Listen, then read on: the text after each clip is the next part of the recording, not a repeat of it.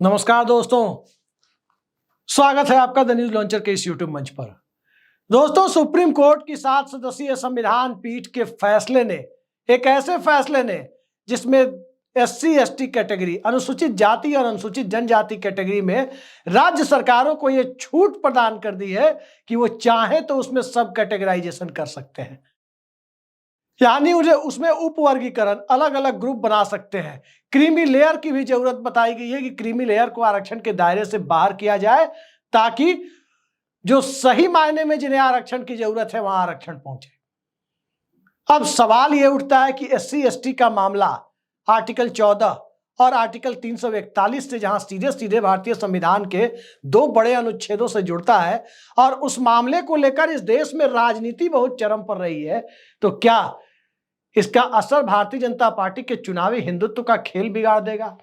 या इन सब से आगे जाकर देखें तो इस देश में एक दलित विमर्श की जो राजनीति रही है और जिसने इस देश में दलितों की स्थिति को उत्तरोत्तर रूप से बेहतर बनाने के लिए काफी हद तक काम भी किया है। ये अलग बात है कि सफलता कितनी मिली और नहीं मिली, लेकिन कुछ हद तक तो जरूर मिली है। और उसके बाद जो परिस्थितियां हैं, क्या उसमें दलित राजनीति जो चुनावी हिंदुत्व के दौर में पूरी तरह से बिखरती हुई दिखाई दी?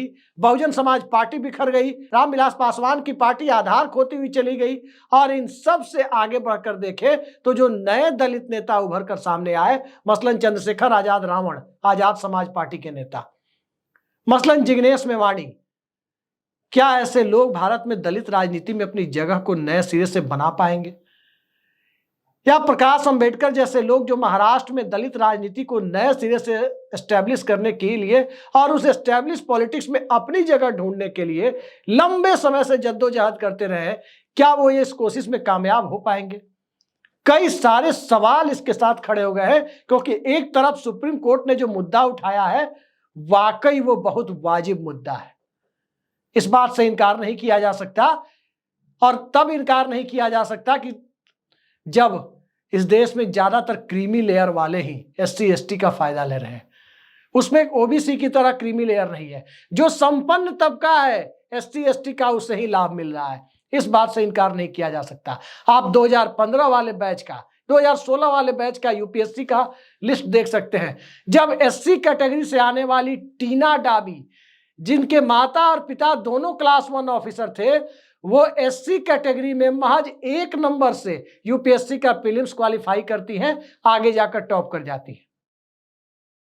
एससी कैटेगरी का फायदा टीना डाबी को मिलता है, किसी गांव में एक जहालत भरी जिंदगी जी रहे दलित के बच्चे को नहीं मिलता है।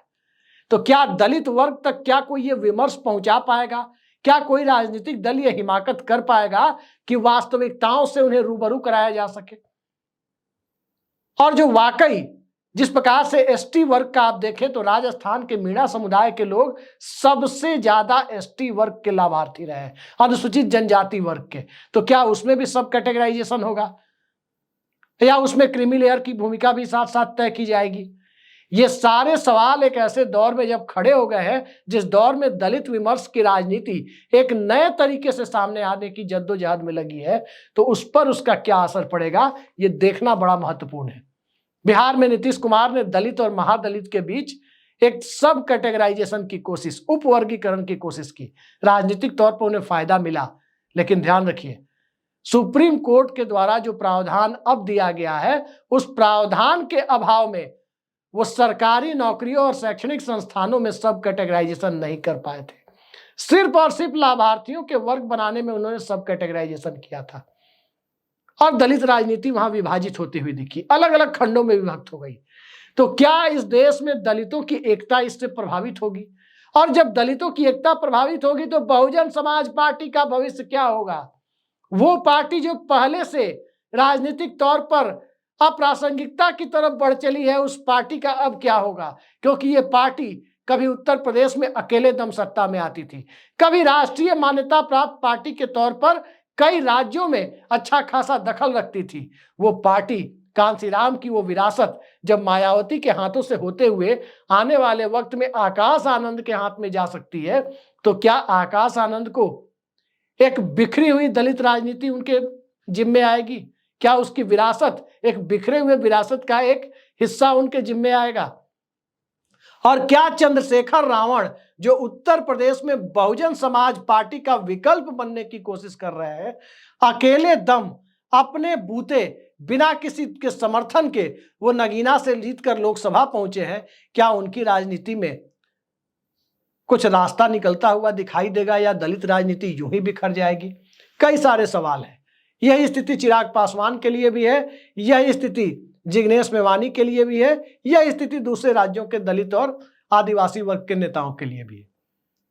जब कोशिशें इस स्तर पर है, सामाजिक विमर्श की राजनीति को लाभार्थी चेतना के दौर में सामाजिक विखंडन या सामाजिक एकीकरण के बीच जब व्यक्ति को क्या मिला और क्या उसे मिलना चाहिए था, ये दोनों सवाल एक दूसरे से टकराते नजर आ रहे हो, तो वहां पर नए सिरे से सियासत की बुनियाद तैयार होना सुप्रीम कोर्ट की संविधान पीठ के इस फैसले से एक हद तक दिखाई जरूर देता है।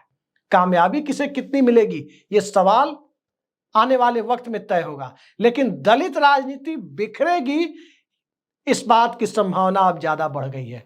इसलिए भी बढ़ गई है क्योंकि बिहार में भी देखें, उत्तर प्रदेश में भी देखें, महाराष्ट्र में भी देखें, जहां दलित राजनीति की संभावना बहुत ज्यादा है। ट्राइबल पॉलिटिक्स, आदिवासी पॉलिटिक्स को देखें, वहां भी कमोबेश यही स्थिति है। तो उस परिस्थिति में समाज का एक संगठित वर्ग जो अपने अधिकारों के लिए, जो सदियों से जिस प्रकार से उसे वंचित रहना पड़ा है, बहुत सारी सामाजिक और आर्थिक संरचनाओं से वंचित रहना पड़ा है, उस वंचना के दौर से बाहर निकलकर जो संगठित प्रयास कर रहा था, और उस संगठित प्रयास से क्या उसे ज्यादा मिल जाएगा उपवर्गीकरण के बाद?